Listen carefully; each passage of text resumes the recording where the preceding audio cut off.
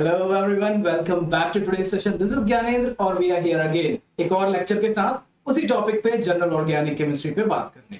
And you guys already know we'll be focusing these topics or these chapters or we'll be rushing towards the preparation of IIT JEE 2020 exam. जो और भी बच्चे हैं जिनको ये topic पढ़ना है वो भी अटेंड कर सकते हैं, वो भी समझ सकते हैं, जान सकते हैं, पूछ सकते हैं और कुछ रिक्वायरमेंट है तो बता सकते हैं कमेंट बॉक्स पे. तो विदाउट एनी डिले डायरेक्टली बात करते हैं, पॉइंट की बात करते हैं, समझते हैं कि मैं क्या पढ़ाने वाला हूं. मैंने पिछली क्लास में आप लोगों को बताया था कि क्या होते हैं the electron shifting effects and how do they influence different type of things. We had talked about electromagnetic effect जो इलेक्ट्रॉन्स के मूवमेंट को बताता है और जिससे हम रिएक्शन में काफी ज्यादा बेनिफिट ले सकते हैं. बाकी जो इलेक्ट्रॉन शिफ्टिंग इफेक्ट्स है जो परमानेंट थे, इंडक्टिव इफेक्ट, हाइपर कॉन्जुगेशन और रेजोनेंस, हम उसका यूज भी समझेंगे, वो भी जानेंगे आज की क्लास. आज का फोकस मेजरली रहेगा इंटरमीडिएट्स पे. अब नाम से समझ में आ गया होगा भाई ये क्या चीज है. बीच में आने वाली चीज को हम कहते हैं इंटरमीडिएट. कोई भी रिएक्शन जब होता है एक सबस्ट्रेट में रिएजेंट अटैक कर, जो सबस्ट्रेट है वो बेचारा थोड़ा सा कमजोर सा आदमी होता है. When it gets attacked by a species which we call as a reagent, तगड़ा आदमी है, तगड़ा रिएजेंट है, जहां जाता है चेंजेस लाता है, तो वो जो सबस्ट्रेट है इसके आने के बाद एक्साइटेड हो जाता है. अब वो जो बनाता है ना in the process of changing to get to convert to the product और to get converted to the product, जो सिचुएशन क्रिएट होती है, जो बीच में बनने वाला चीज होता है, उसको हम कहते हैं इंटरमीडिएट, है ना. तो ऐसे इंटरमीडिएट्स को जानेंगे. बट फिर से before starting the topic let us talk about something. एक स्टोरी सुनते हैं और उससे कुछ सीख लेते हैं अपने लाइफ में. ये स्टोरी कुछ फ्रॉग्स के बारे में है. कुछ फ्रॉग्स थे, 4-5 फ्रॉग्स थे. they were all friends and they were in a jungle. अब जंगल में जाते जाते क्या हुआ, एक बड़ा सा कुआं था, बहुत बरसात भी हो रही थी और बरसात का मौसम था वहां पे. अब जाते जाते उनको कुआं नहीं दिखा. 2 फ्रॉग उसमें से कुएं में गिर जाते हैं. That well was very very deep. अब इतना डीप था कि उसमें चढ़ना बहुत ही ज्यादा मुश्किल, और इतना डीप था और वहां पे कुछ ज्यादा खाने पीने की चीजें भी नहीं थी क्योंकि रेन हो रहा था. थोड़ा बहुत संभावनाएं थी कि भाई वो लोग सरवाइव करेंगे कुछ समय तक. ठीक है, अब ऐसा सिचुएशन था. जो 2 फ्रॉग पानी में गिर गए, अब इन्होंने सोचा कि करें तो करेंगे. Obviously they would start trying to come out. Anybody अगर कोई फेल हुआ है तो कोशिश करेगा कि भाई चलो फिर से कोशिश करता हूँ, ज्यादा ऊपर आके कुछ नया करके दिखाता हूँ, है ना. तो this frog started trying to come out of that well. एक फ्रॉग को उसके ऊपर वाले जो दोस्त थे, 3 फ्रॉग्स जो ऊपर बचे हुए थे, उन्होंने नीचे बोला कि भाई अब मत कर कोशिश, इतनी लंबी ये वेल है, कैसे तुम ऊपर आ पाओगे. It is going to be too difficult for you to come out of the well. They were constantly demotivating this people who are on the bottom of this well. अब उसको सुन के एक फ्रॉग ने सोचा भाई इसने तो कह दिया, अब मुझे भी लग रहा है इतना मुश्किल मैं तो कर नहीं पाऊंगा. और उस फ्रॉग ने मान ली हार. अब वो करना चाह रहा था कि he would try to come up, but then he knew that it is impossible. अब वो ये चीज एक्सेप्ट कर रखा था कि it is not going to be possible for him to be able to come up to the top. अब उस वजह से वो ट्राई करना भी छोड़ देता और कुछ समय बाद वो अपने फेट को मिल जाता है, जो होना उसके साथ वो हो जाता है. बट द अदर फ्रॉग, जो दूसरा फ्रॉग है ना, ये frog he was constantly trying to come up despite listening to these people. I mean, we don't know if he was listening or what, but he was looking at them कि ये लोग कुछ तो बोल रहे हैं, but still he was trying to come up to the top. और you know क्या होता है, करने कोशिश करने के साथ साथ धीरे धीरे बाहर आ जाता है. और जब वो बाहर आता है उसके दोस्त लोग उसको देखते हैं कि भाई तुम कैसे कर पाए. दूसरा फ्रॉग तो हार मान गया और इवन आफ्टर वो ट्राई कर रहा है तुमको देख के भी, तो भी वो नहीं कर पा रहा है. तब इसने बोला, इसको फिर भी उसने कुछ रिस्पॉन्ड नहीं किया. ठीक है, तब उन्होंने सोचा कि क्यों ये रिस्पॉन्ड नहीं कर रहा है, हम कुछ पूछ रहे हैं इसे फिर भी नहीं बता रहा है. बाद में जब उन लोगों ने पता लगाया तब उनको पता लगा वो जो फ्रॉग है वो स्वयं बोल नहीं सकता. अब उसको पता चलने के बाद इन लोगों को आइडिया लगा कि ये फ्रॉग कैसे निकल पाए.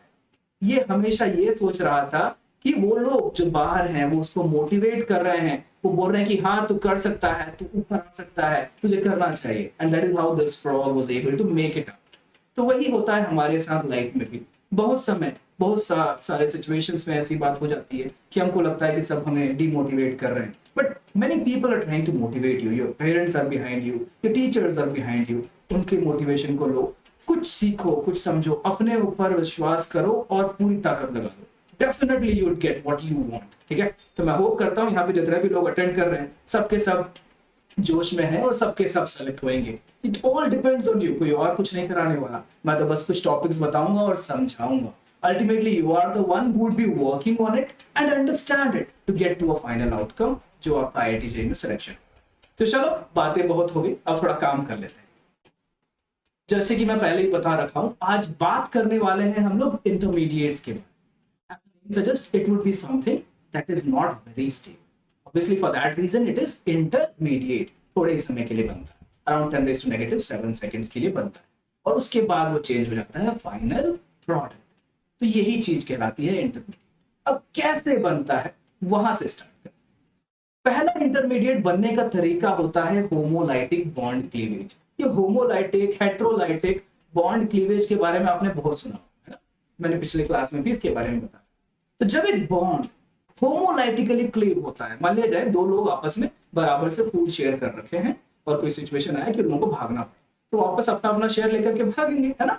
बट अगर दो लोगों में फिर से शेयरिंग हुई, बट इस शेयरिंग में एक आदमी बहुत दमदार है, एक आदमी बहुत कमजोर है, अब उन लोगों को तो जो जोड़ी है उसको तोड़नी हो, क्या होगा?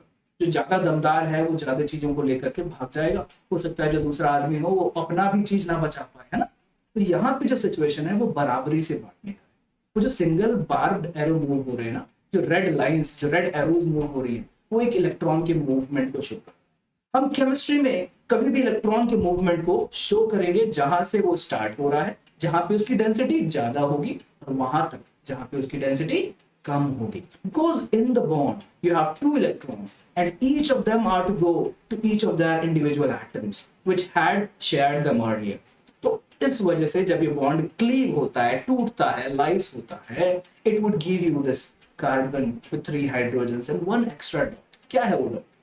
क्या लगता है आप लोगों को क्या है वो डॉट? बताओ मुझे कमेंट बॉक्स में, वैसे मैं पहले ही बता दूंगा आंसर।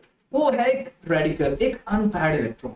अब यही इलेक्ट्रॉन उस मॉलिक्यूल को एक नए कंपाउंड, एक नए इंटरमीडिएट में बदल देता है, जिसको हम कहते हैं फ्री रेडिकल। ये चीज हमारे बॉडी में भी पैदा होती है, इसके बारे में मैंने पहले भी बताया है आप लोग। इस वजह से, क्योंकि ये बहुत रिएक्टिव होता है, ये बॉडी के डिटोरिएशन को स्पीड अप कर देता है, और जब तक हम जिंदा हैं we are constantly making things to stop it from moving further and causing degradation. ठीक है, तो ये जो मॉलिक्यूल है यही कहलाता है फ्री रेडिकल। ऐसे बनता है फ्री रेडिकल, पहला इंटरमीडिएट। हम लोग 4 इंटरमीडिएट्स के बारे में बात करेंगे। फ्री रेडिकल, कार्बोकैटायन, कार्बोएनायन और कार्बीन। एक के बाद एक समझते हैं, जानते हैं कैसे बनता है, और वहीं से हम शुरुआत करते हैं। चलो थोड़ा आगे और बढ़ते हैं और जानते हैं। अब पहला जो क्लीवेज था होमोलाइटिक, उससे केवल एक फ्री रेडिकल बनता है, जो कि एक पहला टाइप ऑफ इंटरमीडिएट है। उसके बारे में भी बात थोड़ा अच्छे से करेंगे, बट पहले बाकी इंटरमीडिएट्स की प्रिपरेशन को भी समझें। ठीक है, प्रिपरेशन उतना इंपॉर्टेंट नहीं है हमारे सिलेबस में। हाँ, कैसे बनता है थोड़ा आइडिया जरूर होना चाहिए, बट वो क्या है, क्या चीज उसको स्टेबलाइज कर सकती है, क्या उसको डिस्टेबलाइज कर सकती है, they are all going to be really well helpful in order to you to get to the solutions of many questions। तो उन पे फोकस अच्छे तरीके से करो तो बात ज्यादा अच्छी बनेगी। चलो थोड़ा आगे और बढ़ते हैं। जब एक बॉन्ड है, पहला मॉलिक्यूल को देखा जाए, इस मॉलिक्यूल को पर्टिकुलरली देखा जाए, यहाँ पे CH3 किससे अटैच्ड है? क्लोरीन से अटैच्ड है ना। अब क्योंकि क्लोरीन भैया जो है थोड़े इलेक्ट्रोनेगेटिव है, what will they do? What will that atom do? It will try to pull the electron towards itself। अब इस वजह से क्या होगा, जो बॉन्ड है ना क्लोरीन और कार्बन के बीच में, वो होगी पोलराइज्ड। क्लोरीन एटम जो है पार्शियली नेगेटिव चार्ज का है, वहीं कार्बन में कौन सा चार्ज है? Partial positive charge. तो जब ये बॉन्ड टूटता है, क्लोरीन जो ज्यादा ताकतवर है दोनों इलेक्ट्रॉन ले लेता है। देखो डबल बार्ब्ड एरो शोड है, मतलब एक एरो जिसमें 2 हेड है, वो मूव कर रहा है क्लोरीन की तरफ। अब जब वो मूव कर रहा है उसकी तरफ, इसका मतलब दोनों इलेक्ट्रॉन का मूवमेंट किधर हो रहा है? क्लोरीन की तरफ हो रहा है। जो लेफ्ट आउट एटम है कार्बन विद 3 हाइड्रोजन्स, क्या चार्ज बचेगा उसमें? क्योंकि उसने अपना नेगेटिव चीज खो दिया, it would become a little positive भी हो जाएगा, बट या इट हैज वेकेंट स्पेस। वो है कार्बोकैटायन। कार्बन में positive charge, cation, carbocation. I hope ये बात क्लियरली समझ में आ गई। दूसरा, अब वही बॉन्डिंग में ये भी सिचुएशन आ सकता है। मान लिया जाए मैं एक के लिए थोड़ा सा कमजोर हूं, बट कोई ना कोई बंदा होगा जो मेरे से हाइट में थोड़ा कम होगा, बॉडी में थोड़ा कम हो गया ना, तो कभी कभी मैं भी जिम चले जाता हूँ। तो अब वैसा सिचुएशन आ गया कि भाई सामने वाला हमसे कमजोर है, what would we do? Usually ऐसा होता है कि सिचुएशन बनती है तो हम जरूरत के हिसाब से चीजों को ले भी लेते हैं। तो in this situation the second one, lithium है देने वाला, इलेक्ट्रॉन को देने वाला, it is a metal, you know metals are electropositive in nature, तो उसका नेचर ही है भाई कि पुश करूं मैं इलेक्ट्रॉन। और कार्बन कंपैरेटिवली क्या हो जाएगा, इलेक्ट्रोनेगेटिव हो जाएगा कंपैरिजन में, है ना? तो क्या करेगा वो, इलेक्ट्रॉन को अपनी तरफ ले लेगा, and for that reason the carbon here would get which charge, wherever electron goes, क्या चार्ज देता है वहां पे, नेगेटिव चार्ज। इस वजह से जो CH3 मॉलिक्यूल है उसमें आ जाएगी एक नेगेटिव चार्ज। अब जो लिथियम बच के रह जाता है, क्या चार्ज बचेगा उसमें, क्योंकि इलेक्ट्रॉन तो उसने खो दिया, कुछ खोने भी मिला, तो क्या चार्ज के साथ मिलेगा उसको, ये खोने पॉजिटिव चार्ज, क्योंकि अपना इलेक्ट्रॉन एक कम हो गया, प्रोटॉन तो वही का वही रह गया, प्रोटॉन के चार्ज की वजह से उसका टोटल चार्ज क्या हो गया, पॉजिटिव हो गया। And for that reason, the ion that you have created over the left-hand side, that is the CH3 negative ion, that is what we call as carboanion. एक negative ion कार्बन में, carboanion. Are you clear about it? चलो, मुझे लग रहा है बातें समझ में आ रही होंगी, नहीं आ रही हैं या कुछ confusion है, let me know in the comment box. Let us move to the next one. The third case है, वो थोड़ा सा new type का case है बहुत लोगों के लिए, है ना? अब यहाँ पे क्या होता है कि एक मॉलिक्यूल को कार्बीन बनाना है। अब ये कार्बीन क्या चीज है, बहुत लोगों ने सुना भी नहीं होगा। अब कार्बीन एक यूनिक सी चीज होती है, उसको बनने के लिए भी कुछ अच्छे रिक्वायरमेंट्स होते हैं। अब रिक्वायरमेंट्स क्या होता है वो मैं भी समझाऊंगा आप लोगों को। यहाँ पे क्या हो रहा है कि पहला मॉलिक्यूल जो है, चलो मान लिया जाए यहाँ पे क्लोरीन दे दिया हो, हाइड्रोजन दे दिया हो, कुछ भी दे दिया हो, बोथ आर पॉसिबल सिचुएशंस। अब ये OH माइनस क्या कर रहा है, पहले हाइड्रोजन को एब्स्ट्रैक्ट कर रहा है। ये वही सिचुएशन थी जो मैंने बहुत पहले बताया था, न्यूक्लियोफाइल का अटैक हो रहा है हाइड्रोजन पे, वो एक बेस के जैसा बिहेव कर रहा है क्योंकि प्रोटॉन को वो इलेक्ट्रॉन दे रहा है। तो जब ये बॉन्ड टूटेगा, क्लोरीन भी यहां से दूर चला जाएगा, एंड बिकॉज ऑफ दैट इस कार्बन पे इनिशियली क्या हो जाएगा, नेगेटिव चार्ज बन के आएगा। क्या इनिशियली तो नेगेटिव चार्ज बनेगा क्योंकि हाइड्रोजन वहां से जा चुका है, बट जो नेगेटिव चार्ज बना हुआ है उसको देखते हुए ये क्लोरीन भी वहां से भाग जाएगा। क्लोरीन में टेंडेंसी होती है इलेक्ट्रॉन को लेने की, तो it would take the electron and run away. इस वजह से जो कार्बन में नेगेटिव चार्ज है वो नलीफाई हो जाएगा और आपके पास क्या बन के आ गया, एक Cl माइनस भी हट गया होगा वहां से। दैट इज नॉट जो इंपॉर्टेंट चीज है, ये है CH2 रेडिकल। वो रेडिकल ही कहलाता है, वो चीज ही कहलाती है कार्बीन। रेडिकल एक जनरल टर्म है जो यूज करते हैं किसी भी अनस्टेबल स्पीसीज के लिए। तो ये जो कार्बीन है ये मॉलिक्यूल बनकर के आप लोग देख रहे होंगे, कार्बीन में आप लोग को लग रहा होगा कि 2 इलेक्ट्रॉन ज्यादा, बट अगर अच्छे तरीके से काउंटिंग सीख लिए समझ में आ जाएगा कार्बन में इलेक्ट्रॉन्स कम है। बात करेंगे इसके बारे में डिटेल थोड़ा सा बात, बट क्या यहाँ तक की बातें समझ में आई, कैसे चीजें बनती हैं, कैसे ये इंटरमीडिएट बनते हैं, है ना? अब आगे बढ़ते हैं, समझते हैं क्या है इनकी प्रॉपर्टीज, क्या है इनके फीचर्स। अब नाम तो जान लिया, आप कैसे आए लाइफ में ये भी जान लिया, अब ये समझेंगे कि भाई करते क्या है, ताकत क्या है, स्ट्रेंथ क्या है, वीकनेस क्या है, क्वालिटीज क्या है, वी विल अंडरस्टैंड। चलो, कोई भी डाउट हो तो let me know in the comment box, also let me know if you want me to tell you anything specific. चलो, पहली चीज की बात कर लेते हैं, फ्री रेडिकल। अगर एक फ्री रेडिकल को देखा जाए तो it is just a CH3 radical. अब इसको रिप्रेजेंट करें तो गौर से देखो, यहाँ पे 3 सिग्मा बॉन्डेड बॉन्ड्स रिक्वायर्ड हैं जो कि हाइड्रोजन के साथ है, जो कि यहाँ पे बना भी रखा है लोगों ने इस स्ट्रक्चर में। We can clearly see that one hydrogen is bonded with carbon, the other one is behind the screen and it is again bonded with carbon, और एक जो है वो है स्क्रीन पे। अब यहाँ पे कुछ एक लटकता हुआ ऐसा दिख रहा है, that is an unpaired electron. Remember, अगर एक unpaired इलेक्ट्रॉन है तो बहुत लोग सोचते हैं कि भाई वो भी हाइब्रिडाइज हो जाए, बट वो उतना ज्यादा रिपल्शन कॉज नहीं करता क्योंकि वो दूर चला जाता है। अब इस वजह से वो प्योर ऑर्बिटल में रह जाता है। तो जो ये p ऑर्बिटल में इलेक्ट्रॉन है ना, ये p orbital, pure p orbital, ये हाइब्रिडाइज नहीं हुआ है। तो क्या होगा इसका हाइब्रिडाइजेशन, क्योंकि 3 सिग्मा बॉन्ड बन रहे, एक s ऑर्बिटल इन्वॉल्व हुआ होगा, एक p ऑर्बिटल इन्वॉल्व हुआ होगा, एक और p ऑर्बिटल इन्वॉल्व हुआ होगा। जो लास्ट p ऑर्बिटल है वो फ्री है, क्यों? क्योंकि वहां पे अनपेयर्ड इलेक्ट्रॉन है। तो हाइब्रिडाइजेशन क्या हो जाएगी इसकी, s और 2p sp3, s और 2p sp2। So clearly visible है कि हाइब्रिडाइजेशन क्या है यहाँ, sp2।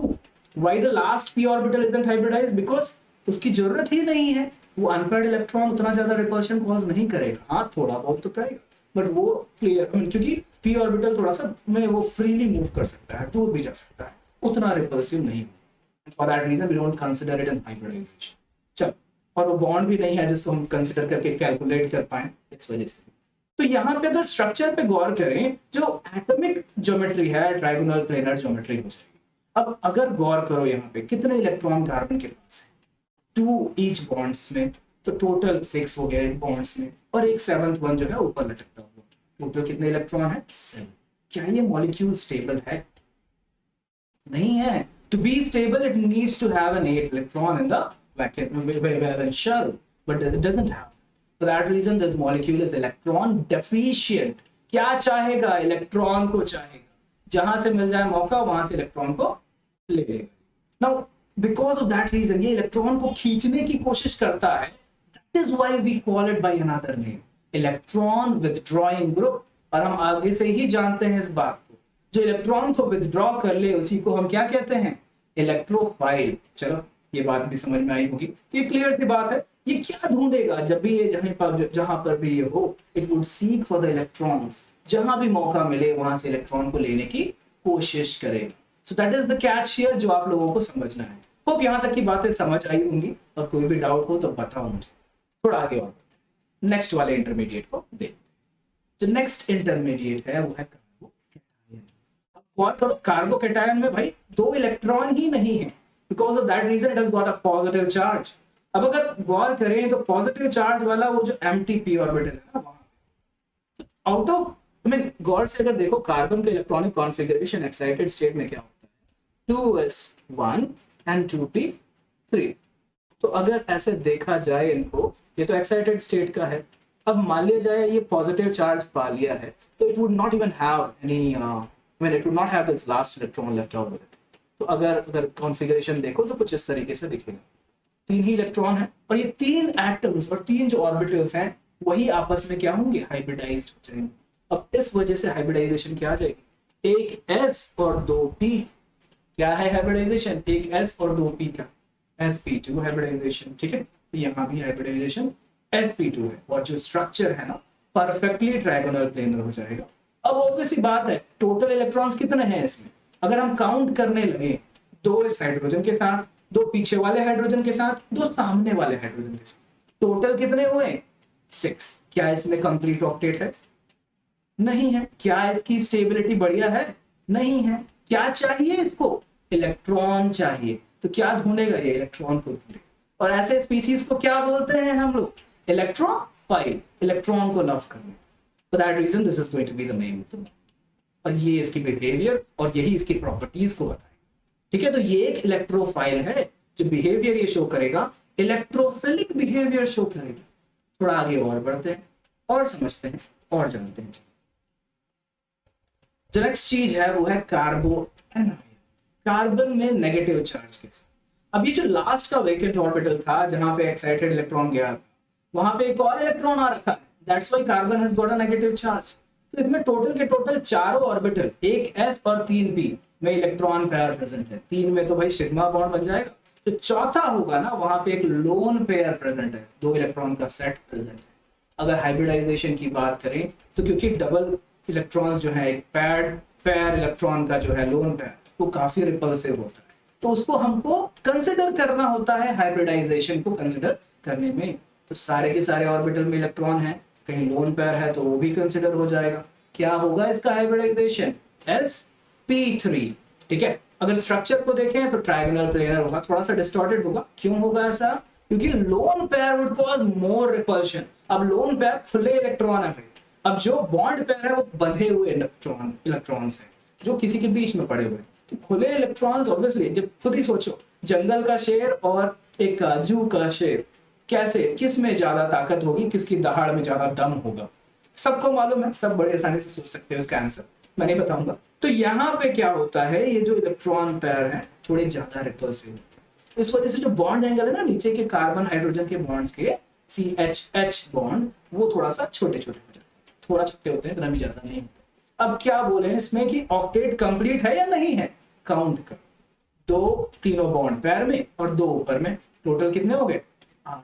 It has a complete octet, it does not need any more electron, but ये लोन पेयर रखता है। और मैंने पहले भी बताया जहां जहां लोन पेयर है क्या बिहेवियर होगी उसकी, न्यूक्लियोफिलिक बिहेवियर होगी। बिकॉज ऑफ दैट रीजन जो भी मौका दिखा है इसको किसी को देने का इलेक्ट्रॉन, ये बहुत अच्छा बंदा है, it would give the electron back. So that is the case here. I hope ये बात भी क्लियरली समझ में आ चुकी है, नहीं आई तो बताओ, हम आगे बढ़ते हैं वैसे भी। नेक्स्ट चीज है कार्बीन। मैंने पहले ही बताया था कार्बीन के बारे में कुछ कुछ, बट गौर करो कार्बीन कुछ ऐसा लगता है। अब इसको देख के लोग बोलेंगे कि सर ये तो बहुत इलेक्ट्रॉन ज्यादा रखता है स्पीसीज। क्या कोई ऐसा है जो सोचता है ये इलेक्ट्रॉन ज्यादा रखता है? बताओ मुझे कमेंट बॉक्स में। या कोई ऐसा है जो बोलता है कि ये कम इलेक्ट्रॉन रखता है? वो भी बोलो, शेयर करो अपने व्यूज, क्यों, क्या सोचते हो इसके बारे में। गौर से अगर देखें, दो बॉन्ड पेयर है और एक लोन पेयर है, तो दो बॉन्ड पेयर में 4 इलेक्ट्रॉन और एक लोन पेयर में 2 इलेक्ट्रॉन। काउंट किया जाए तो 6 इलेक्ट्रॉन आते हैं। तो आप ही बताओ क्या इसमें कम है इलेक्ट्रॉन या ज्यादा है इलेक्ट्रॉन? सिंपल सी बात है, कम है electron. Because of that reason it would always be looking for an electron giver. ये इलेक्ट्रॉन को लेना चाहता है बिकॉज इट लैक्स इट, और ये काफी अनस्टेबल होता है। बाकी दोनों इंटरमीडिएट के कंपैरिजन में ये और भी ज्यादा अनस्टेबल होता है ना। अब इस वजह देखो, गौर करो, ये चार्ज मॉलिक्यूल नहीं है ना। पिछले मॉलिक्यूल्स थे चार्ज, ठीक है, बट ये मॉलिक्यूल जो है चार्ज भी नहीं है, but still it lacks electron और ये बहुत अनस्टेबल है, ठीक है। तो ये मॉलिक्यूल इलेक्ट्रॉन की डेंसिटी को गेन करना चाहता है। दो टाइप के कार्बीन होते हैं, एक होता है सिंगलेट कार्बीन, एक होता है ट्रिपलेट कार्बीन। आप लोगों ने स्पिन मल्टीप्लिसिटी पढ़ा होगा atomic structure chapter, 11th grade में पढ़ा होगा, बहुत लोग तो भूल भी गए होंगे। मैं थोड़ी सी आइडिया जल्दी जल्दी दे देता हूं उसके बारे में। स्पिन मल्टीप्लिसिटी आती है टोटल स्पिन से। अभी टोटल स्पिन क्या चीज है? टोटल स्पिन को जानने के लिए हमको जानना होता है कितने इलेक्ट्रॉन्स जो है उनकी स्पिन कैंसिल नहीं होती। हम जानते हैं एक ऑर्बिटल में मैक्सिमम 2 इलेक्ट्रॉन होते हैं, एक का प्लस हाफ स्पिन लेंगे, एक का नेगेटिव हाफ स्पिन लेंगे, तो दोनों आपस में कैंसिल हो जाते हैं। अगर मान लिया जाए एक ऑर्बिटल में केवल एक ही इलेक्ट्रॉन पड़ा है, तो क्या उसकी स्पिन कैंसिल होगी? नहीं होगी। टोटल स्पिन को निकालने के लिए हम लोग एक सिंपल सा आइडिया यूज करते हैं। जितने भी अनपेयर्ड इलेक्ट्रॉन है, क्योंकि उनकी स्पिन कैंसिल आउट नहीं हुई है, we would count the total number of unpaired electron and find out the total spin multiplied by -1/2 और +1/2, ठीक है। अब उसको यूज करके हम क्या निकाल सकते हैं? Total spin. ये जो फॉर्मूला यहाँ दे रखा है ना, ये है टोटल स्पिन का, कैपिटल एस से डिनोट किया। मल्टीप्लिसिटी की बात कर रहा था मैं, हंट्स रूल अगर अच्छे से पढ़े होगे, पूरा नाम होता है उसका hunts rule of maximum multiplicity. तो यहाँ पे क्या है, हमको पता करना है किसमें ज्यादा अनपेयर्ड इलेक्ट्रॉन है, उसमें क्या हो जाता है, स्पिन मल्टीप्लिसिटी ज्यादा होती है। कैसे?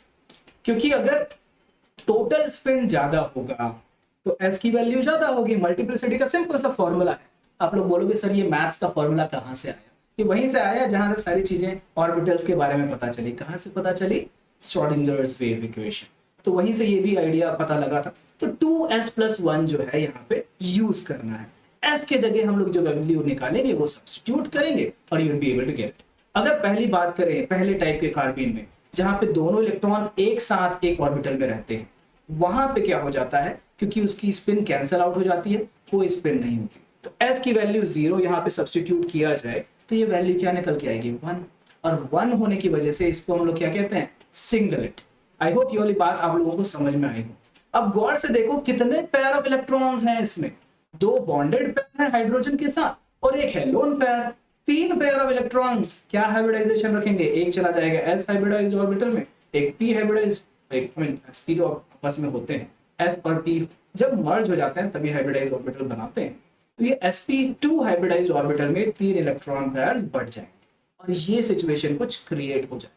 मुझे लग रहा है चीजें समझ में आ रही हैं। जहां जहां डाउट हो पूछो। ये चीज काफी लोगों को कंफ्यूज कर देती है कार्बीन। तो सिंपल सा आइडिया रखो, कार्बीन में कितने इलेक्ट्रॉन पेयर्स हैं? एक इलेक्ट्रॉन पेयर जो वहां पे साइड में दिख रहा है लोन पेयर की तरीके से, और 2 इलेक्ट्रॉन पेयर हैं बॉन्डेड हाइड्रोजन के साथ। 3 इलेक्ट्रॉन पेयर मतलब sp2 हाइब्रिडाइजेशन। आई होप ये वाला आइडिया आप लोगों को पता होगा कि अगर हमारे पास 4 बॉन्ड पेयर, ये मान लिया जाए हमारे पास 2 इलेक्ट्रॉन पेयर हैं। अब ये कैसे भी हो सकते हैं, 2 बॉन्ड पेयर हो सकते हैं या एक बॉन्ड पेयर एक लोन पेयर हो सकता है ना, ऐसा भी कुछ हो सकता है। अगर क्योंकि यहाँ पे दो लोन पेयर है या दो बॉन्ड पेयर है तो हाइब्रिडाइजेशन सिंपल से इन दोनों की वजह से दो ऑर्बिटल को यूज करके बने होंगे। हमको ये जानना जरूरी है कि हाइब्रिड ऑर्बिटल्स उतने ही बनते हैं जितने प्योर ऑर्बिटल्स आपस में हाइब्रिडाइज्ड होते हैं, है ना। तो वो जूस का एग्जांपल आप लोगों को याद होगा, आई होप। तो ये दो ऑर्बिटल्स यहाँ पे बन करके आएंगे sp हाइब्रिडाइज्ड।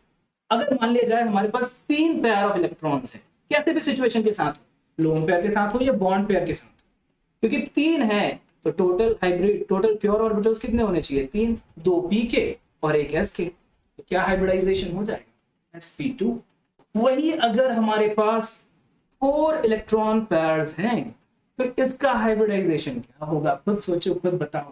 तीन p ऑर्बिटल और एक s ऑर्बिटल, क्या बन गया, sp3। ठीक है, तो इस तरीके से चीजों को हम लोग, ठीक है, ऐसे ही आगे बढ़ा जाए तो sp3d sp3d2 भी समझ सकते हैं। That is just an easy way to find that. ठीक है, तो ये बात है सिंगलेट कार्बीन की। गौर करो यहाँ पे मल्टीप्लिसिटी कम है, मल्टीप्लिसिटी कम है तो स्टेबिलिटी भी थोड़ी कम होगी। किसने बताया था, ये हंस ने बताया था। मल्टीप्लिसिटी शुड बी हाई, जो नाम थी ना उनकी थ्योरी की वही ये था, हंस रूल ऑफ मैक्सिमम मल्टीप्लिसिटी। उन्होंने बताया कि इलेक्ट्रॉन को पहले अनपेयर्ड रखना है, फिर सब में आधा आधा फिल होने के बाद ही फिल करना है।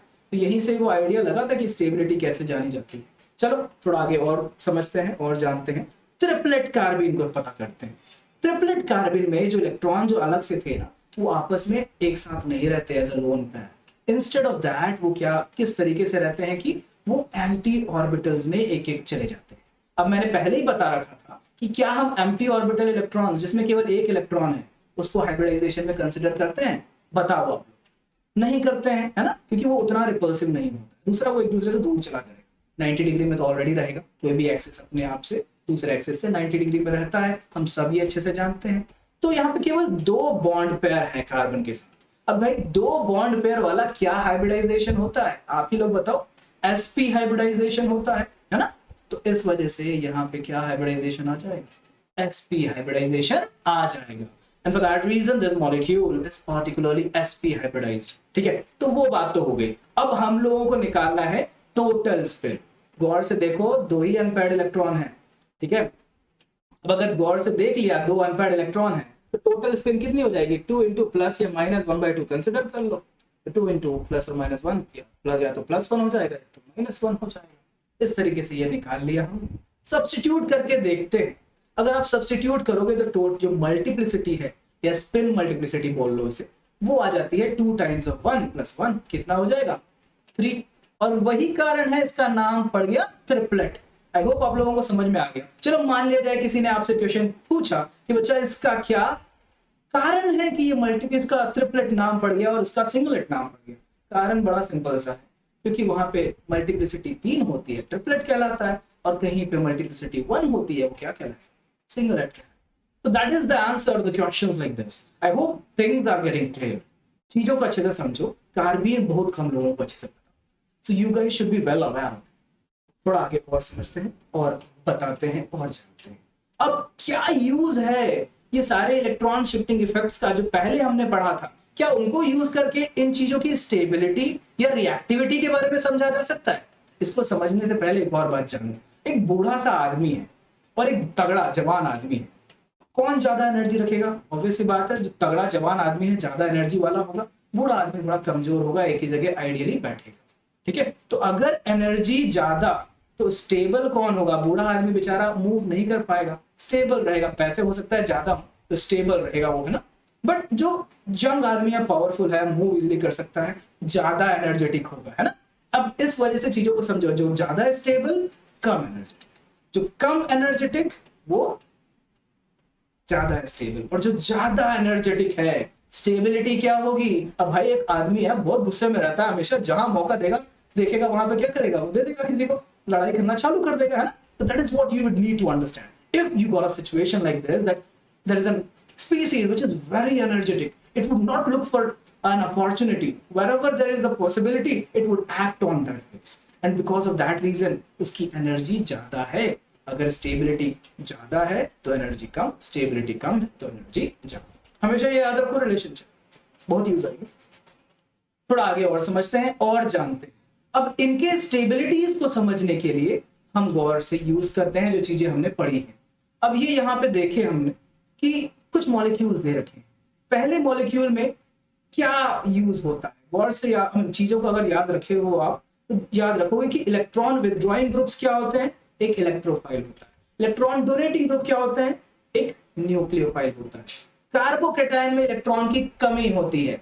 अब कोई गरीब आदमी है या कोई भूखा आदमी है, उसको कौन हैप्पी कर सकता है, कोई खाना देने वाला ही खुश कर सकता है ना।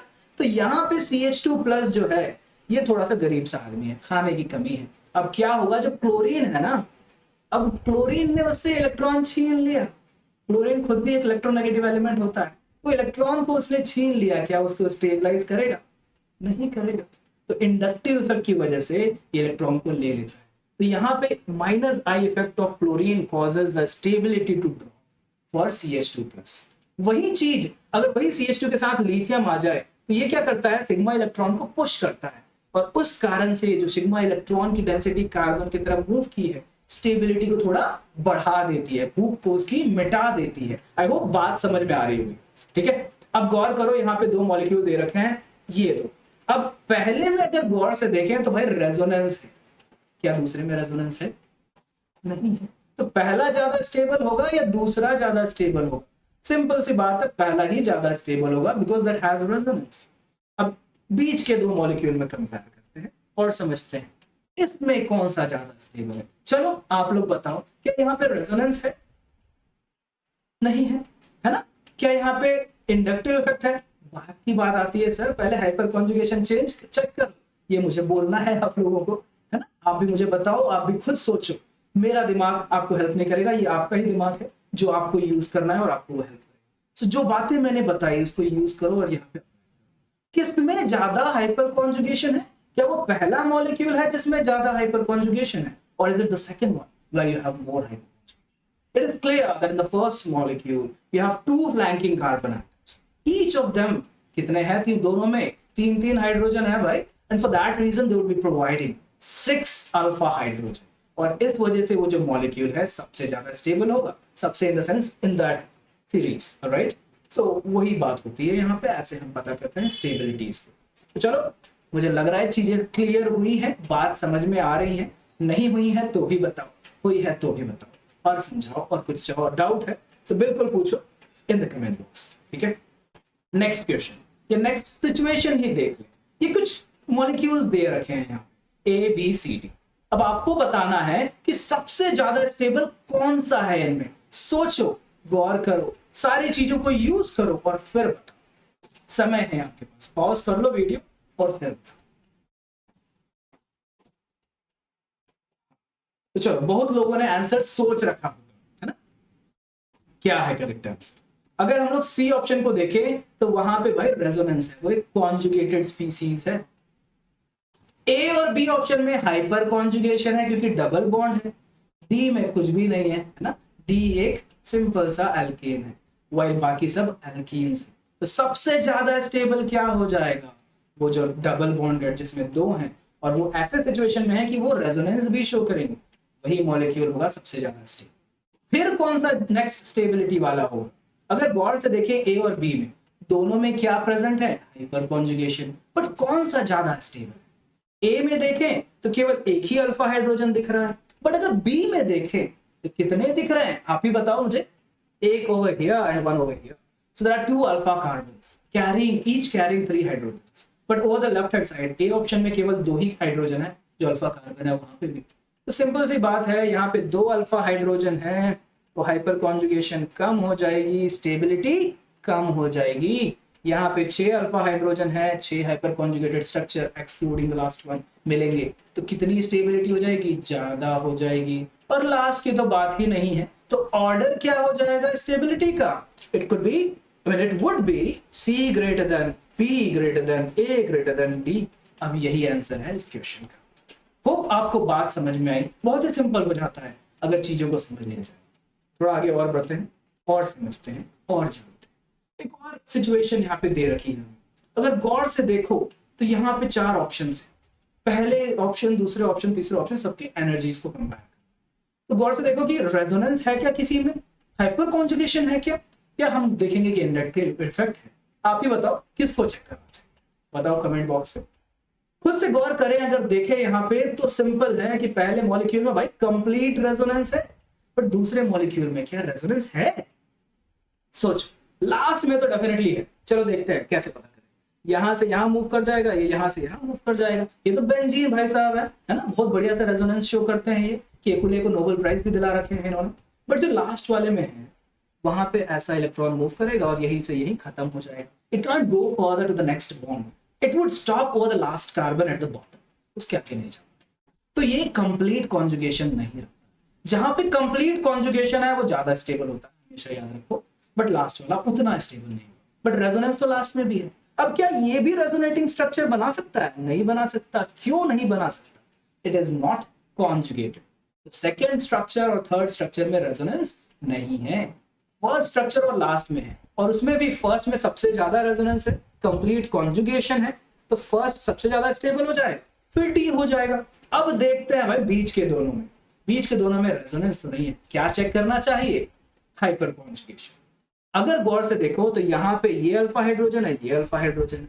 अगर यहाँ पे देखो तो ये अल्फा हाइड्रोजन है, ये अल्फा हाइड्रोजन है। ठीक है, तो अगर अच्छे से देखा जाए तो वहां पे दो, यहाँ पे अगर गौर से देखो तो 1 2 3 4 सेंटर हैं जो स्टेबिलिटी प्रोवाइड करते हैं, जो इंटरेस्ट के सेंटर्स हैं। बट अगर दूसरे मॉलिक्यूल में देखें तो केवल एक ही है। अगर हाइपर कॉन्जुगेशन की बात करें तो दो इधर 4 हाइपर कॉन्जुगेशन। इस मॉलिक्यूल में गौर करो तो दो ऊपर दो नीचे, एक डबल बॉन्ड के लिए, सेम दो ऊपर सेम दो नीचे, दूसरे डबल बॉन्ड के लिए कितने हो गए? 8 हो गया ना। तो for that reason that is going to be more stable than the third option. So order क्या हो जाएगा? यही जो ऑर्डर मैंने लिखा है, that would be the order for this molecule. I hope बात समझ में आ रही हो, क्लियरली चीजों को अच्छे से जान रहे हो। जो भी डाउट हो बताओ, बार बार पूछ रहा हूं क्योंकि आता है doubt. Any student who is properly learning, he would get the doubt. अगर डाउट नहीं है ना, या डाउट नहीं आ रहा है, तो डाउट करना स्टार्ट कर दो कि कहीं ना कहीं गड़बड़ी हो रही है आपसे। अब यहाँ पे कुछ चीजें लिख रखी हैं। अब खुद ही सोचो, एक गरीब आदमी, एक भूखा आदमी है, उसको कौन खुश कर सकता है? जो उसको खाना दे दे, पैसे दे दे थोड़ा बहुत। वैसे पैसे वाली बात तो अच्छी नहीं है, बट खाने के साथ वो थोड़ा स्टेबलाइज हो जाता है। अगर गौर से देखो, कार्बन पॉजिटिव चार्ज वाला, कार्बन एक रेडिकल वाला, कार्बन एक कार्बिन वाले सिचुएशन का, ठीक है। अगर इन तीनों में देख लिया जाए तो इलेक्ट्रॉन डेंसिटी की क्या होती है? कमी होती है। ये इलेक्ट्रॉन डेफिशिएंट होते हैं। अब क्या रिक्वायरमेंट है उनकी? इलेक्ट्रॉन देने वाला चाहिए। तो ये जी जो ग्रुप है ना, इलेक्ट्रॉन देने वाला है। अब ये ग्रुप आ जाए तो स्टेबिलिटी कम होती है, बढ़ जाएगी। कोई खाना दे दे तो उनको खुशी मिलेगी, they would get healthy, right. तो इस वजह से जी ग्रुप जो है इलेक्ट्रॉन डोनेटिंग है। ये जो इलेक्ट्रॉन डोनेटिंग ग्रुप है, इनके आने से स्टेबिलिटी बढ़ जाती है। ये बात आप लोगों को समझनी है अच्छे से। वहीं अगर हम लोग नेगेटिव चार्ज का देखें, नेगेटिव चार्ज में क्या होता है? इलेक्ट्रॉन डेंसिटी ज्यादा होती है। तो वो कैसे लोगों को ढूंढेगा? कि बगल में जो रखे हैं ना लोग, वैसे ही लोगों को ढूंढेगा, उनको इलेक्ट्रॉन देना चाहिए। और ऐसे लोग को हम लोग कहते हैं इलेक्ट्रॉन विथड्रॉइंग ग्रुप। ऐसे को नहीं, जो ले लेते हैं इलेक्ट्रॉन, उनको कहते हैं, ठीक है। अब electron withdrawing group negative charge से जुड़ा है, जिसको इलेक्ट्रॉन विथड्रॉइंग ग्रुप ही चाहिए, जो से ले ले इलेक्ट्रॉन, तो वो भी स्टेबिलिटी को उस पर्टिकुलर इंटरमीडिएट्स के लिए क्या करेगा? बढ़ा देगा। तो यही समझो कि स्टेबिलिटी कैसे ग्रुप जुड़े हैं उस पर काफी हद तक डिपेंडेंट है। वो बातें समझ में आ रही होंगी, नहीं आ रही है तो बताओ। अब ये बताओ, पहला मॉलिक्यूल स्टेबल है या अनस्टेबल है? खुद से बताओ। कुछ इलेक्ट्रॉन डोनेटिंग ग्रुप जानते हो या कुछ इलेक्ट्रॉन विथड्रॉइंग ग्रुप क्या आप जानते हो?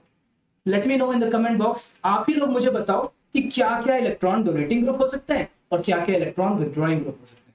हम लोग देखेंगे कि किसने कैसा कमेंट किया है, किसका क्या है, ठीक है। जिस दिन भी मैं लाइव आऊं उस दिन मैं बात करूंगा इनके बारे में। अब इलेक्ट्रॉन विथड्रॉइंग ग्रुप जो होते हैं, इलेक्ट्रॉन खींच लेते हैं, तो सोचो क्या प्रॉपर्टीज होंगी उनकी। और इलेक्ट्रॉन डोनेटिंग ग्रुप होते हैं, इलेक्ट्रॉन डोनेट करते हैं। वो रेजोनेंस के थ्रू भी डोनेट कर सकते हैं, इंडक्टिव इफेक्ट के भी थ्रू डोनेट कर सकते हैं। ये चीजों को याद रखो while you are answering this questions in the comment section. Second molecule पे, क्योंकि ये इलेक्ट्रॉन विथड्रॉइंग ग्रुप है, नेगेटिव आई इफेक्ट है, इसकी वजह से पॉजिटिव चार्ज से और इलेक्ट्रॉन खींच लेगा। जिसके पास खाना ही नहीं है, वहीं से खाना खींच लिया, क्या हाल होगा उसका? It would get even more destabilized. For that reason, the first molecule is very less.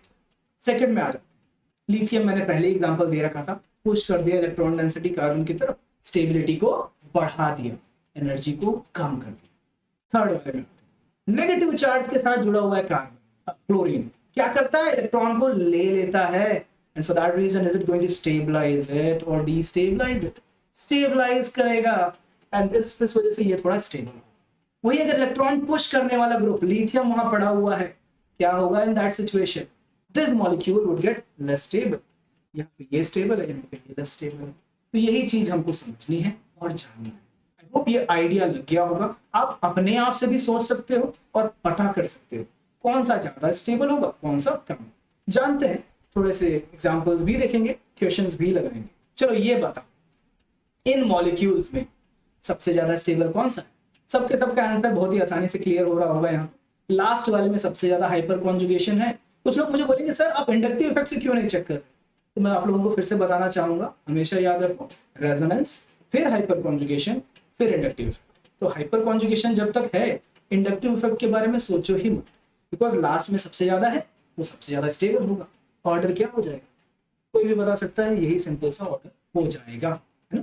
थोड़ा आगे बढ़ो, इस मॉलिक्यूल खुद देखो, फ्री रेडिकल है, इलेक्ट्रॉन डेफिशिएंट था या इलेक्ट्रॉन ज्यादा था इसके पास, कमी थी ना, तो ये भी वही सीक्वेंस फॉलो करेगा, क्योंकि ये भी हाइपर कॉन्जुगेशन के कारण स्टेबलाइज हो जाता है। सो फॉर दैट रीजन ये ऑर्डर यहाँ पे मिलेगा। चीजें क्लियर हो रही है, चीजें समझ में आ रही है, नहीं आ रही है तो बताओ, आ रही है तो भी बताओ यार। नेक्स्ट मॉलिक्यूल देखते हैं, नेगेटिव चार्ज वाला है। अब ये है वो आदमी जिसके पास बहुत इलेक्ट्रॉन पड़ा हुआ है। अब इसको कुछ ऐसे ग्रुप जुड़ रखे हैं जो इलेक्ट्रॉन को ढकेलते हैं उसकी तरफ, सिग्मा इलेक्ट्रॉन को ढकेल रहे हैं भले ही, बट ढकेल रहे हैं तो क्या कर रहे हैं, स्टेबिलिटी को। एक पैसे के केस में ऐसा नहीं होता है, बट खाने के मान लिया जाए हम बाहर पार्टी में खा के आए या बाहर जाकर के हमने कुछ बढ़िया चाइनीज वगैरह खा लिया है, मुझे चाइनीज पसंद है इसलिए वो बोल रहा हूं, बाहर कुछ खा पी के हम आए घर, अब मम्मी ने हमको देखा कि मैंने तो बढ़िया खाना बनाया और ये लड़का बाहर से खा के आया, लड़की भी खा के आ गई, हो सकता है। तो अब वो घर पे जब आते हैं तो मम्मी के डर से क्या होता है, हम थोड़ा बहुत तो घर में भी खा लेते हैं, ये खाना पड़ता है, टूसना पड़ता है, but would we be happy about it? I mean, you would be happy about eating outside, but you wouldn't be happy that much. I mean, depending upon the food that has been made, usually अच्छा ही लगता है, but situations होते हैं भाई जब बाहर से अपने पसंद का चीज खा के आया है, वैसे घर का मामला अलग ही होता है, घर का खाना अलग ही होता है, बट बात इसकी कर रहे हैं कि अगर पेट फुल है तो कैसे खाएगा इंसान, वही सिचुएशन लास्ट में। इलेक्ट्रॉन डेंसिटी ऑलरेडी है और फिर से लोग पुश कर रहे हैं, तो स्टेबिलिटी क्या हो जाएगी, कम हो जाएगी, ड्रॉप हो जाएगी। चलो लग रहा है मुझे बात समझ में आ रही है आप लोगों को, बताओ मुझे। आगे बढ़ते हैं और समझते हैं। अब कुछ ऐसे सिचुएशंस में बता रहा हूं जो बहुत यूनिक होते हैं, पर्टिकुलरली कार्बोकेटाइन। तभी हम लोग इस सिचुएशन की मॉलिक्यूल और इस टाइप के मॉलिक्यूल को देखेंगे, ठीक है। एक कार्बोकेटाइन बना रखा है, ठीक है, ऐसा कुछ बना रखा है। अब ये जो मॉलिक्यूल है ये इवन बेंजाइलिक मॉलिक्यूल से भी ज्यादा स्टेबल होता है। अब ये बेंजाइलिक क्या है, एलाइलिक क्या है, आप लोगों को आई थिंक ये चीजें मालूम होंगी, है ना। ये कार्बन जो है पॉजिटिव चार्ज वाला, उसको हम लोग बेंजाइलिक कार्बन कहते हैं। आई थिंक मैंने पहले ही बताया था, बेंजाइलिक पता करो, एलाइलिक पता करो, विनाइलिक पता करो, है ना।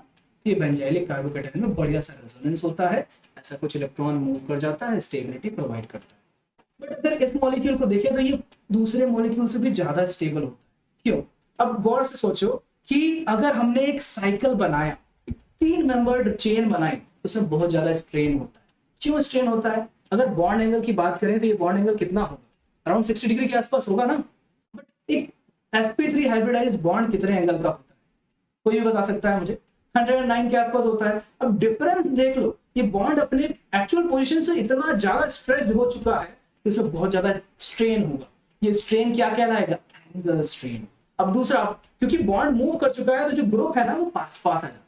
अब पास पास आने से क्या होता है, ये रिपल्शन होती है। हम लोग भी किसी के बहुत पास चले जाए, जानते पहचानते नहीं, थोड़ा सा अजीब सा लगता है ना, मूव करना चाहते हैं, थोड़ा दूर हटते हैं, स्पेस बनाते हैं अपने लिए। फॉर दैट रीजन ये मॉलिक्यूल जो 3 मेंबर्ड साइकिल बनाता है, ये 4 मेंबर्ड साइकिल बनाता है, काफी अनस्टेबल होता है। For that reason this molecule would break very easily, और उसकी वजह से ये जो बॉन्ड यहाँ पे अपने आप को ब्रेक करके इलेक्ट्रॉन्स को यहाँ भेजेगा और एक रेजोनेंस स्ट्रक्चर क्रिएट करेगा, जहाँ पे एक बॉन्ड टूटा हुआ कुछ इस तरीके से नजर आएगा, और ऐसा कुछ ये मॉलिक्यूल दिखेगा हम लोगों को, ठीक है। और ये मॉलिक्यूल की स्टेबिलिटी को बहुत गुना बढ़ा देता है। तो अगर किसी ने कंपेयर करने बोला कि भाई इसी स्ट्रक्चर को कंपेयर करो जो मोस्ट स्टेबल स्ट्रक्चर्स हम जानते हैं एक इंटरमीडिएट की, तो वो उनसे भी ज्यादा स्टेबल हो जाते हैं। ये चीज हमारे अपने दिमाग में बना के रखो और याद रखो इसको। होप ये याद रहेगा। नहीं समझ में आया, कुछ बात भी करनी है, बतानी है, तो भी बताओ कमेंट बॉक्स में। कुछ लोग इसको डांसिंग रेजोनेंस भी कहते हैं, ठीक है। इवन इफ एक साइक्लोप्रोपेन है, इसको साइक्लोप्रोपेन कहते हैं। Cycle because it is a cycle, propane क्योंकि 3 का। थोड़ा सा आगे और चलते हैं और समझते हैं कुछ क्वेश्चंस को। देखते हैं कि क्या हमने जो पढ़ा है उसको यूज कर सकते हैं या बस पढ़ के भूल गए हैं या खाते खाते पढ़ रहे हैं। बहुत लोग होंगे जो खाते खाते भी पढ़ रहे हैं, फ्री में तो जो भी चीज दे दो कोई भी अच्छे से लेता नहीं है। देखते हैं आप में से कितने लोग सीखते हैं और उसको यूज करते हैं और एप्लीकेट करते हैं अपने सक्सेस की तरफ। Which among the following free radical is most stable? खुद से गौर करो, कौन सा इसमें सबसे ज्यादा स्टेबल। हमेशा याद रखो फ्री रेडिकल में क्या होता है भाई, रेजोनेंस हो सकता है क्योंकि अनपेयर्ड इलेक्ट्रॉन बराबर रहते हैं उसमें। अब जहां जहां रेजोनेंस है वो सबसे पहले देखो। दूसरे केस में रेजोनेंस है, पहले में भी रेजोनेंस है और तीसरे में भी रेजोनेंस है। सबसे ज्यादा पॉसिबल सिचुएशन किसमें लग रहा है रेजोनेंस का? चलो मैं बताता हूँ। यहाँ पे रेजोनेंस कुछ इस तरीके से मूव कर जाता है। क्या यहाँ पे रेजोनेंस है, दूसरे में रेजोनेंस है? अच्छे से देखो, क्योंकि एक कार्बन बीच में छूट जा रहा है उसके बाद में है, तो दूसरे में रेजोनेंस नहीं है। इसमें तो चांस ही नहीं बनता है रेजोनेंस का। अब 2 मॉलिक्यूल हैं जहां रेजोनेंस है, यह रेजोनेंस कैसे होएगा वो भी जानते हैं। ये बॉन्ड ऐसा कुछ मूव कर जाएगा, ब्रेक हो जाएगा एक एक में। अब एक एक में ब्रेक होने के बाद ये जो बॉन्ड है ना, ये यहाँ पे बॉन्ड बना लेगा इसके साथ, और ये बन करके कुछ इनिशियली ऐसा कुछ बने रहेगा। उसके बाद ये चेंज होगा थोड़ा सा, ठीक है। उसके बाद ये एक और रेजोनेटिंग स्ट्रक्चर बनाएगा, ये दोनों आपस में जुड़ जाएंगे। ये यहाँ पे बॉन्ड बनाएगा, ये उसके साथ जुड़ जाएगा, तो ये मॉलिक्यूल कुछ डबल बॉन्ड सा क्रिएट कर लेंगे यहाँ पे और रेडिकल इस जगह मूव कर जाएगा। तो ये जो मॉलिक्यूल है ना, ये एक अनदर स्ट्रक्चर है, रेजोनेटिंग स्ट्रक्चर, पहले वाले मॉलिक्यूल। होप ये बात समझ में है। तो पहला मॉलिक्यूल में है तगड़ा रेजोनेंस, स्टेबल है। दूसरे में गौर किया जाए तो यहाँ पे भी वही चीज हो जाएगी। अब उसकी वजह से यहाँ पे भी रेजोनेंस है ना। बट पहले मॉलिक्यूल में हाइपर कॉन्जुगेशन भी ज्यादा है, अगर गौर करो तो कौन सा सबसे ज्यादा स्टेबल होगा? आई होप आप लोगों का आंसर अभी तक पता लग गया होगा। पहला ही स्ट्रक्चर आंसर हो सकता है ना। तो थोड़ा आगे और बढ़ते हैं, नेक्स्ट क्वेश्चन देखते हैं, समझते हैं, सॉल्व करने की कोशिश करते हैं। Which is the most stable carbocation? हमेशा गौर करो, इंटरमीडिएट की स्टेबिलिटी की बात आई तो कहां से सोचना चालू करोगे? We would have to start from resonance looking towards hyperconjugation और फिर ultimately inductive। तो चलो देखते हैं कहां कहां रेजोनेंस है। कि भाई पहले में तो रेजोनेंस है ही है, इलेक्ट्रॉन यहां से यहां मूव कर जाएगा। अब क्या बी में रेजोनेंस है? बी एक बहुत ही अनस्टेबल सिचुएशन।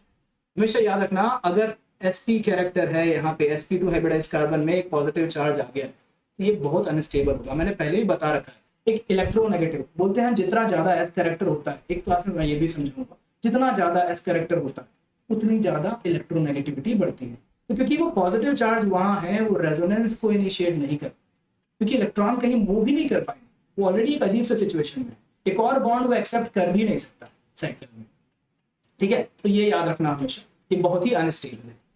अब अगर हम लोग थर्ड की बात करें तो यहाँ पे इलेक्ट्रॉन्स तो मूव हो रहे हैं और हाइपर कॉन्जुगेशन भी इतने सारे हैं, यहाँ पे केवल 2 ही हाइपर कॉन्जुगेशन शो। लास्ट में देखा जाए तो बस रेजोनेंस है।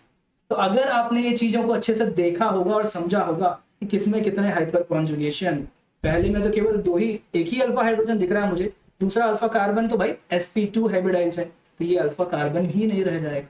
तो केवल 2 ही हाइड्रोजन है जो हाइपर कॉन्जुगेशन शो करेंगे, बट यहाँ पे वो कितने हैं? 6। तो कौन सा सबसे ज्यादा स्टेबल हो जाएगा स्ट्रक्चर? सिंपल सी बात है, जो थर्ड स्ट्रक्चर है that would be the most stable. Clear? कोई भी डाउट आ रहा हो तो झिझको मत, late me know in the comment box. Okay, आगे बढ़ते हैं, एक और क्वेश्चन देखते हैं। The order of stability of the following carbocation. फिर से क्या गौर करना है? वही पुरानी बात है, स्टेबिलिटी के लिए रेजोनेंस हमारे साथ है। तो ये अगर इलेक्ट्रॉन पेयर यहाँ मूव कर जाएगा, स्टेबिलिटी वो हमको फिर से प्रोवाइड कर जाएगा। यहाँ पे देखें तो भाई बड़ा लंबा चौड़ा रेजोनेंस यहाँ पे पला हुआ रखा है। डेफिनेटली लास्ट वाला सबसे ज्यादा है, फर्स्ट वाला उसके बाद है, और सेकंड में कुछ भी नहीं है हाइपर कॉन्जुगेशन को छोड़ के। सेकंड वाला आ जाता है थर्ड केस में। थर्ड वाला सबसे ज्यादा स्टेबल, देन फर्स्ट वाला एंड देन सेकंड।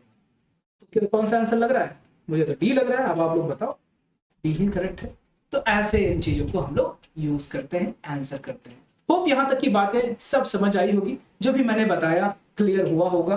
कुछ भी डाउट है तो बताओ मुझे, कुछ भी चीज है तो समझाओ मुझे, जो भी बात है बताओ। और हाँ, जो भी पढ़ा है आपने उसको रेप्लिकेट करो, यूज करो, रिवाइज करो। और कभी भी पढ़ाई कर रहे हो तो ये याद रखो कि रिविजन इज मोस्ट इंपॉर्टेंट। और last but not the least कि आर्काइव्स को करना बहुत जरूरी है। बार बार ये बात बोल रहा हूँ, याद रखो। ठीक है, चलो फिर मिलते हैं नेक्स्ट क्लास में। Thank you, bye bye.